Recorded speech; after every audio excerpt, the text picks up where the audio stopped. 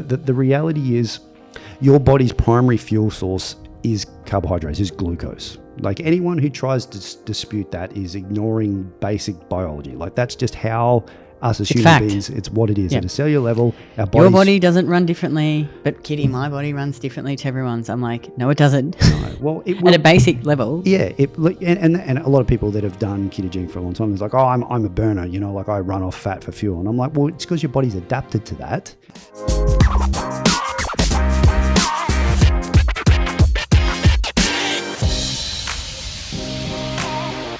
I'm Kitty Bleakfield, co-founder of New Strength and Saturée, creator of pro-metabolic food supplements and seriously saturated skincare. And today I'm joined by my co-founder and co-host, Craig McDonald, to talk about why we fucking hate keto. Hate's a strong word. I had to say fucking hate too because it's terrible. Why is it so terrible? It's terrible because you can't eat carbs. Yeah. I mean, carbs are amazing. Carbs bring so much joy to my life. Yeah. Well, every day when I drink my coffee with maple syrup and milk, drink my orange juice, eat my sourdough bread, my potatoes, it's amazing. It is, especially when you say it in that voice. Yeah. God, this is all just so amazing. It's true. It's true. Yeah, every day Craig's like, I'm sick of hearing you telling me how you love orange juice so much. Yeah. Every day I'm like, this is so amazing. Yeah. It's just the small things. Absolutely. Every morning you will comment on your breakfast or my coffee, like, my sourdough bread with the raspberry jam and butter. I just love that it's springtime now and the oranges are more, they're not as sour anymore. I just love oranges. Oh, God. It's true though. It is. Carbs bring so much joy to my life. And I think that so many women have killed themselves trying to lose weight and get healthy doing keto. And it's just... You know, I'd flat out say that it's not a good diet for women. It's not. It's not a great way to lose weight. It's not a good way to get healthy. You just don't need to do it. Exactly. So let's define what that is. Well, what is keto? Yeah. So keto is a moderate protein, high fat, low or zero carb diet that essentially puts you into a state of ketosis where your body is using fat for fuel instead of carbohydrates. And when you sort of say it like that, you're like, oh, if I've got fat to lose or use fat for fuel, absolutely burn through fat. But I'm like, that's actually not, when you say it like that, it sounds good. But in how it actually works, you're really not burning that much fat. If you consume more fat, more dietary fat, you'll burn more fat as a result. If you consume less fat, you'll burn less fat. But what we're actually looking at is, at the end of the day, in order to lose body fat sustainably, and certainly over amount, your body weight coming down, it's about being in a calorie deficit. Yeah. And you can be in a calorie deficit without cutting out entire macronutrients. Yeah, carbohydrates. So, but the thing from the ketogenic perspective, it's quite easy for a lot of people to implement if you want to be a lazy fucker and not actually learn anything. It's just like, well, what do I need to do to be in ketosis? It's like, well, just don't eat carbs. Eat more fat, eat more protein. There are a bit more satiating foods there, so that's why people initially can kind of stick to it.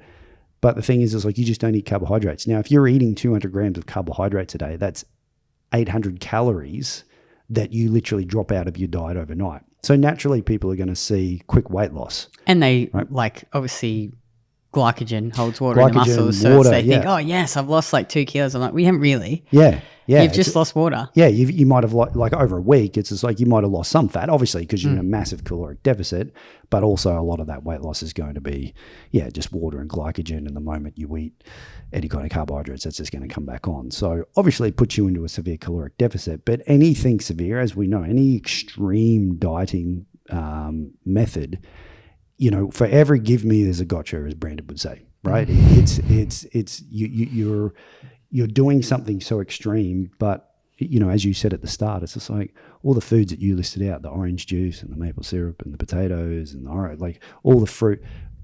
No, everyone loves those foods, right? There's very few people that could say, yeah, I don't like any of those foods. I hate sourdough bread. Yeah. With a passion. Yeah. Said no one ever. Nobody ever. Yeah. You put the pate and the marmalade on it, or you put some cheese.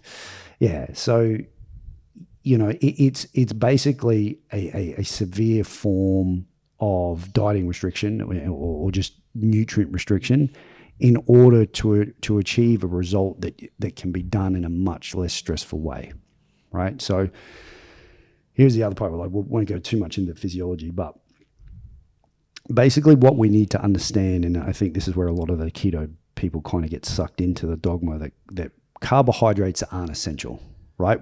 A protein is that is technically true, isn't it?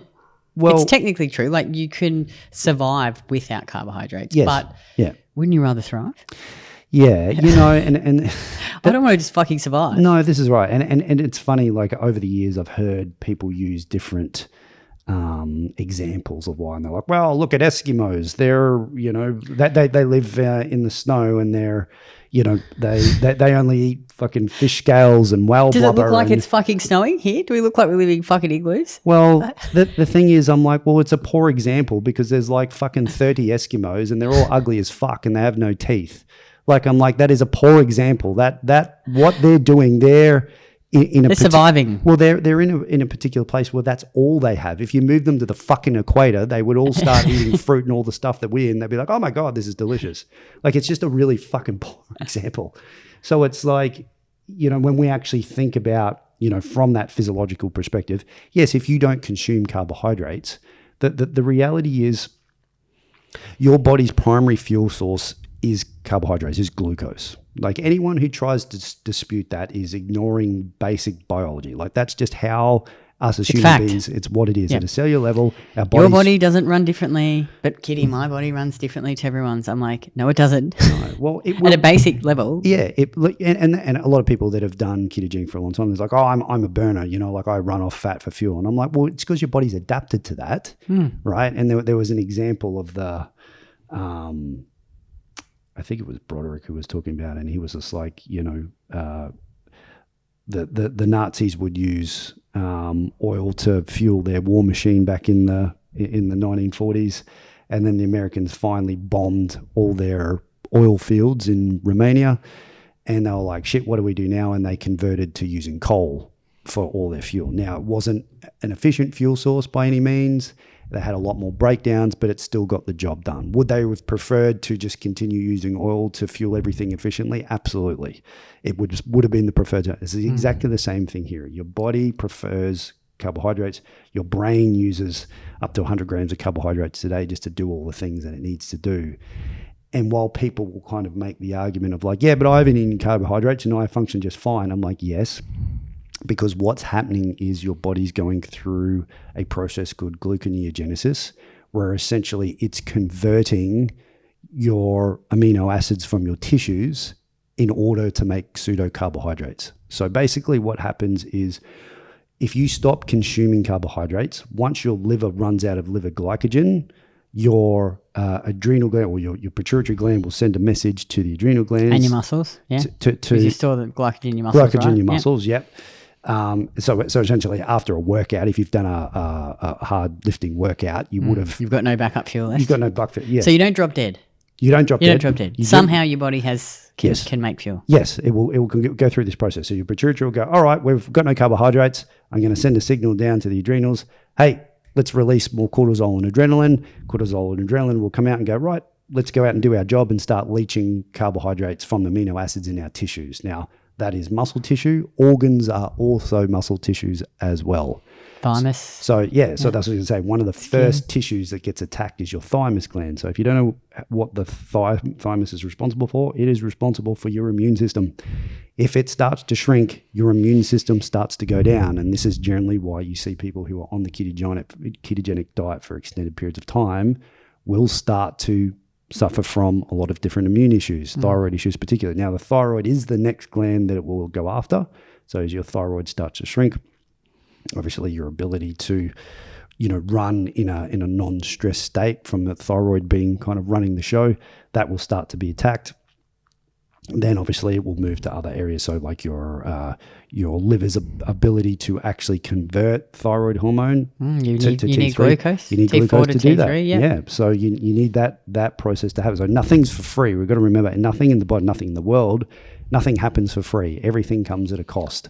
So if your liver's not having that ability or that energy availability to then convert T4, the inactive thyroid hormone, to T3 and then get distributed to your tissues, then all of a sudden you're not making any of your protective steroid hormones because you need T3 in order to do that. Which for women, I think, we see so many women, I was one of them, who had all of these hormonal imbalances. So it shows up as irregular and painful periods, miscarriages, polyps, heavy periods, PMS, acne, cramping, all these hormonal issues for women, sleep issues too, binge eating. Yeah. Jesus, Well, that's the thing. Like when you're out of liver glycogen and you're not controlling your blood sugar and you start getting more cravings, it's sugar. And that's another point. Like a lot of the keto guys will like to get on the bandwagon. They're like, sugar is white poison. How? How is it poison? Tell me. If sugar was poison, we would be dead. We've been eating white sugar for we don't eat cups and cups of white sugar, but we have sugar from fruit, nutrient sources. We also have some white sugar in our diet. So if sugar was poison, we would be dead. Sugar is your sucrose, which is fructose and glucose molecules, right? Where does that come from? It comes from a fucking cane plant that's green. Whoa, it's green. So it goes through a process to be broken down. But remember when we interviewed that guy who worked at a sugar mill? Oh yeah, he was there, and we were talking about him, and we're like, oh, you're here, like how does this process go? And he broke down the process of, when they get the how they extract it, it, and it goes through a process. He's like, we heat it, and then. But it was all, and I was like, oh, so is there any bleach used to turn it white? And he was like, no, of course not. He's just like, it comes out crystallized, and that's just the color it is once it goes through the process. He's just like that. Wasn't he saying too that brown sugar, they actually add stuff back in to make brown sugar? To make brown sugar, or natural raw sugar. Raw sugar. It's not like that. They actually add it back in, which is so interesting. Yeah. So just funny people, but it's all like that Robert Lustig. I think that's when it all started with the fructose. Those studies he did on rats, but he fed them like a million times the amount that you would get in nature anyway. Yeah, and I think rats they convert fructose to I couldn't remember. Kate was telling me about the study, but it's just it's not. Yeah, well, he'd already done all the damage by putting out all those studies and getting a lot of the food groups onto it, and it was their way of basically demonizing, to sell more processed foods now. Because it's not, I think the issue isn't sugar itself, it's what it's delivered with. Yes. So if you're, obviously it would be silly to get all of your carbohydrates from plain white sugar because it doesn't have any nutrients, but you want to get sugar in fruit, in honey, in dairy, in root vegetables because it comes with nutrients and other things like fiber but also having some white sugar in a nutrient-dense diet is also fine. I have some sugar in my coffee. I have ice cream at night which has sugar in it. Yeah. That's fine. Yeah. Yeah, but it's not poison. It's like when you look at the rest of your diet and we put it into our app and we can kind of see the breakdown of it. It's just like you're not nutrient deficient in anything. And this is what everything's coming back to from a nutritional standpoint is you want to be eating foods that have high bioavailability and digestibility. So what does, just for the people that don't know what bioavailability means? Yeah, so when we think about, say, like proteins, for example, red meat's demonized because it does all of these things. But when you actually look at the breakdown, and anyone can do this, they go into Google, what's the nutrient breakdown of red meat, for example? And you got all your B vitamins, like your zinc, small amounts of copper, or all of these things that the body needs. It's in such a bioavailable form that basically when you consume it, you're going to get a massive percentage of those actual vitamins. So it's how easily your body can break down and absorb the nutrients. Exactly. Okay, got it. Exactly right. So when you're eating foods, you want to be finding foods that have a high bioavailability and have a really high nutrient uptake. And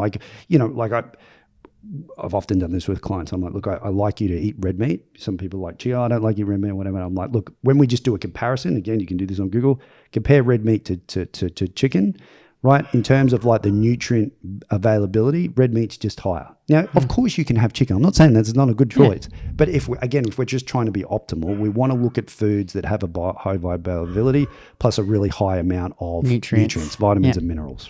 So if you look at that from that point first, and then find all of those foods from protein, carbs, and fats, all of those foods that you would actually enjoy to eat, then all of a sudden you're eating a nutrient-rich diet that you can then add in some white sugar. Yeah, it's not going to be. It's not a problem. If you're eating like junk food, a lot of junk food that was actually higher in fat, vegetable oils. Yes. And, like it's not the white sugar. There's actually not a lot of white sugar. It might be high fructose corn syrup. There is sugar, but it's not the sugar that's the issue. No, it's the fat. It's the polyunsaturated fats. It's the lack of nutrients. Low fiber. Yeah, absolutely. Yeah. So it's so funny how people just demonize sugar. What was the other thing I was going to say about the keto?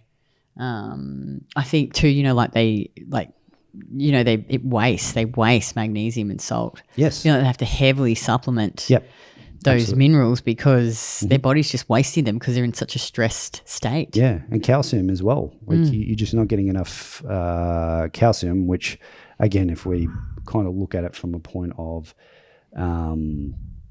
say if you're getting sunlight every day, you're trying to get your vitamin D's up. If you don't have enough calcium in your diet, you're not going to synthesize the vitamin D to actually have it be beneficial. So, potassium, vitamin C, these things you get from fruits, the minerals and vitamins you get from fruits that you just can't eat. It's really hard. I mean, if you do some dairy, like maybe some keto people will do some dairy, but does it get them out of ketosis because it's like the sugar that's in there? That's right. The milk sugar. But I mean, you have to do like like I don't even know. There's some cheese. I mean, there's bugger all that you can really. I mean, you're pretty limited at that point. Most people who do the keto diet, they eat lots of eggs, lots of nuts and seeds, which comes with other inherent issues. Lots of avocado as well, lots of MCT oil. And I know you love a study or two, but what do the studies say about how keto compares to other diets when it comes to weight loss? Well, the same? Absolutely. So when they've done a lot of controlled studies where they've had a group who've just done the ketogenic diet or ones that have done high carb diets, once your calories and total protein is equated, the rate of weight loss is identical in both the high carb or the low fat. The high carb or the high fat diets. So in terms of weight loss, you can get the same outcome having carbs, but having carbs as well. But when we actually go a bit further and we actually look at total body composition and training performance, muscle. So when you lift weights in the gym, lifting weights is glycolytic in nature, which means it uses carbohydrates for fuel. If you want to grow muscle and put in the best training performance as you can, it's really hard to do that when your main fuel source is depleted. So when we actually again look further at the studies and kind of go, okay, when we're testing for body composition and strength performance, people on the higher carb diets are always going to do better because they have the primary fuel source actually fueling their workouts. So, I mean, we've all tried to, maybe most people listening to this have probably tried to train fasted or, train with not having much in it. I'm like, it sucks. And if your goal is to build muscle, then you need to be progressively overloading your weights. And we know, like, when you're adding more weight to the bar and trying to push those reps as close to failure as possible, I'm like, all of your ATP stores, right, which is the first, sort of 1 to 3 seconds of any kind of hard movement, they're going to get depleted, and then you moved into that sugar energy system or glucose energy system. And if there's none there, well, you think about it, like if there's no fuel source allowing you to get more and more reps, you're just going to shit the bed really, really quickly. The moment you add carbohydrates in, it's going to allow you to stimulate muscle growth because you're going to be creating more mechanical tension if you're taking heavier weights to failure. Plus your recovery is going to be so much better as well because you're giving your body the fuel source it needs. Recovery, like I said before, recovery isn't free. Nothing's for free in this world, right? You need to be providing your body with the resources that it needs in order to create those adaptions and the recovery process so you can continue to make progress. So, just from that alone, if your goal is actually body composition, people talk about weight loss, but it's like they want to look better. They want to look more toned and athletic and whatever. It's just like, well, that's muscle related. That's just not weight loss. Like weight loss is encompassing both muscle and fat. But what you want if you're going through a big weight loss journey is you want to be at least maintaining your muscle, preferably gaining muscle if you're a, novice to intermediate lifter. And you want to be knowing that the weight that's coming off you is purely body fat.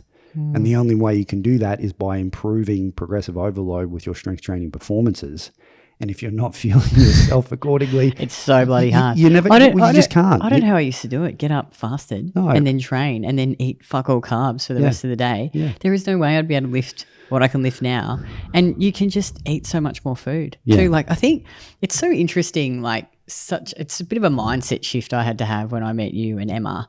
And instead of, I was always trying to starve myself and get as small as possible. Whereas, when I started eating pro-metabolically and strength training, it was about building this body. It was building more muscle. Yes. It was building my metabolic base, improving all of these health issues. Because once I started eating carbs and fruit and getting adequate protein and strength training, all my issues disappeared and I could eat more food and I was just fucking happier because I could eat carbs. Yeah. Food should be enjoyed. Yes. You can be in good shape and have good health and eat delicious food every day. I mean, as you would know, I get up every morning and crap onto you about my breakfast and how much I literally think about breakfast. Like I go to bed and think, I can't wait to get up in the morning and eat I'm really just loving my breakfast right now.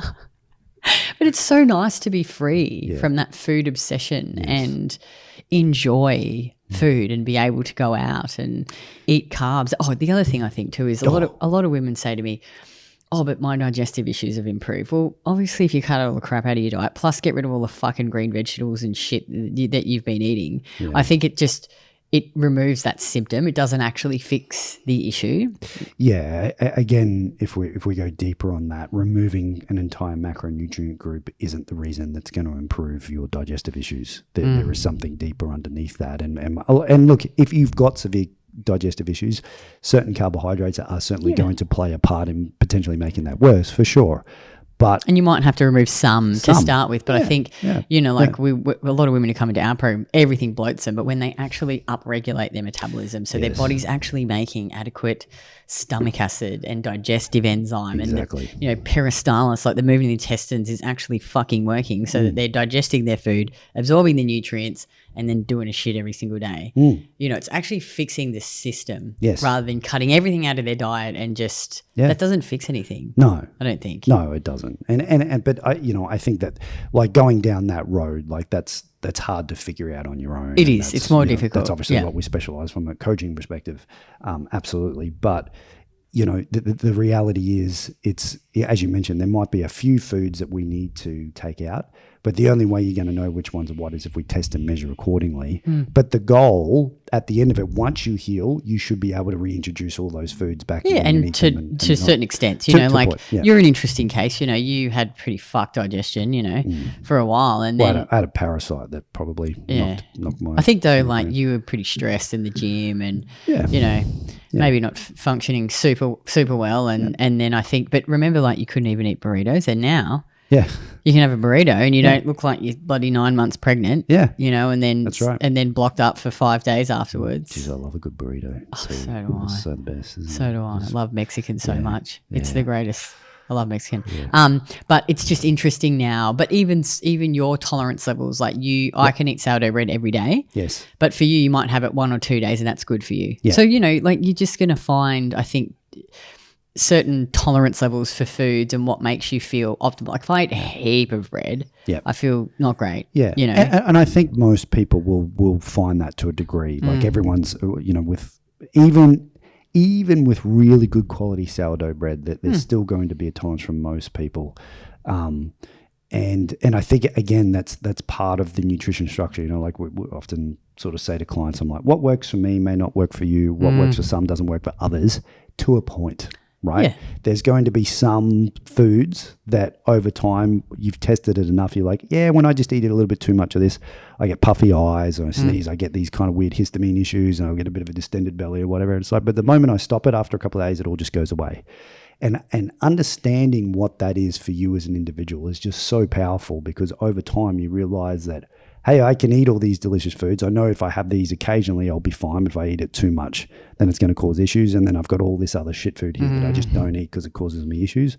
But when you understand what of those foods, and it's going to be a lot over time, especially as you improve your metabolism. And as you said, you're making more digestive enzymes to break down different foods, and that's all going to come from an upregulated, thyroid metabolism. Then you're going to have this amazing collection of all these foods that you really enjoy, that if you eat consistently, you know they're going to be hitting all of those nutritional goals, right? All the vitamins and minerals. And that's how you get to a point where it's a really sensible and sustainable approach. You're eating food that you enjoy, that's really, really healthy for you, that doesn't cause you any digestive issues, doesn't cause any other stress on your body. You're fueling your body accordingly if you're doing some strength training because you want to improve your body composition. And it should get to the point where it becomes fairly effortless. And you get to the point where, like us, you kind of look at other people who do keto and you think they're just kind of weird. Because I'm like, why are you doing it? And they say a number of reasons. And I mean that in tongue in cheek. I certainly don't mean to judge it. Everyone's got to go through their own journey, absolutely.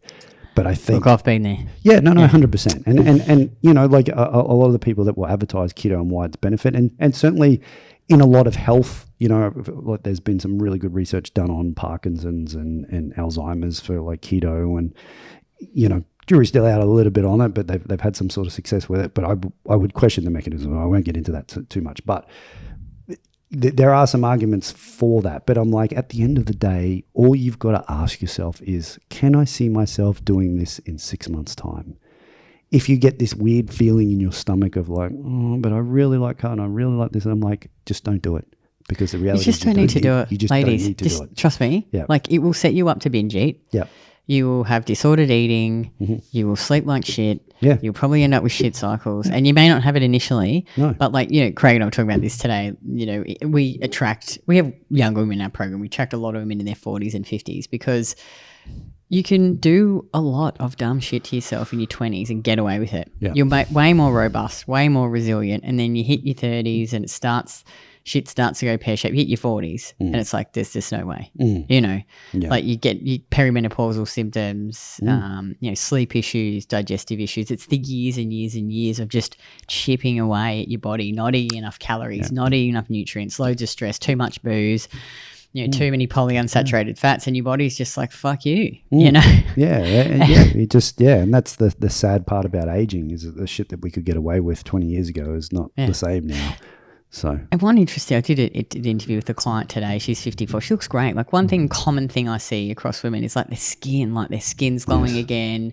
They're just looking younger. Yep. You know, I guess it's a more youthful metabolism. Yeah. You know, they're getting the nutrients, they're getting adequate sleep, they're eating enough protein, their body's functioning as it should. It's getting the energy and nutrients to function optimally. Yeah. You're not just surviving, you're actually thriving. Yeah, and I think that's what our program is about, and what we try and preach is to help you thrive and help you get that body you want, but be healthy. So it's, I think once you get into your 40s, you're just like, just the thought of doing one of those diets. Like, I would never do it obviously again, but I remember thinking, oh fuck, I just wanted to get skinny, but thinking, oh fuck, I just can't do another diet, you know, like it's just too hardcore. But you don't have to. No. That's the thing. You can eat the carbs and eat the juice and have the maple syrup and all these delicious foods and be happy every single day. And be real strong. And get the body that you want. It just takes time. Just got to invest the time. Don't do dumb shit like keto. Trust us. Listen to this podcast. Yes. We're still doing this 8 years later. We still get as worked up and excited talking about it as we did 8 years ago, don't you think? Because it's life-changing. Yeah, it is. It literally is life-changing, you know? Yeah, and I think anyone, if they were to go down that path and actually like, oh, I was doing keto and these are the results I got, and then you went through this, and I'm like, there's always going to be some compensation mechanism there because you're restricting certain nutrients and obviously restricting your body's main fuel source. I'm like, yes, you'll be able to get away with it for a while. Yeah. And your body's very good at surviving. Like, it is. It's very good. Years and years and years. But then it trust me, it will turn to the shit, ladies, eventually. Yep. And plus, it's just carbs are just enjoyable. Yeah. They're just so enjoyable. Yeah. Who wants to go through their whole life? What other carbs do you like? Well, I love ice cream. I love potatoes. I love sourdough.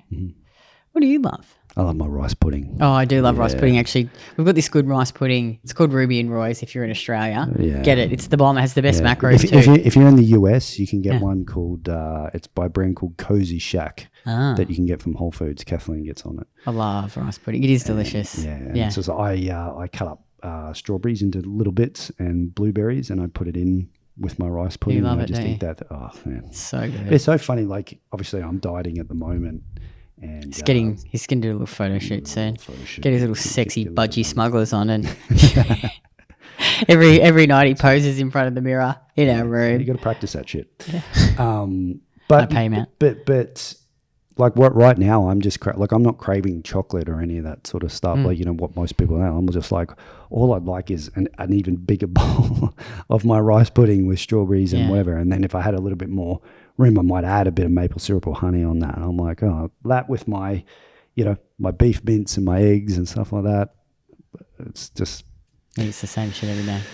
He loves it. Good. He loves it. It's too good. But I do love ice cream, and I do love my coffee in the morning. And I made some salted caramel ice cream yesterday. It's the bomb. It was amazing. Absolutely amazing. But I love coffee with milk and maple syrup in the morning, Just love coffee, best, with sugar. It's the bomb. Just the simple things every day. Fish and potatoes at night. I love air fried potato chips. Marmalade on your fish. You love that, don't you? Well, I know that sounds a bit weird, but seriously, don't. Trust me, eating sugar and carbs just brings so much joy to your life. Yeah, it does. You'll be happier, healthier.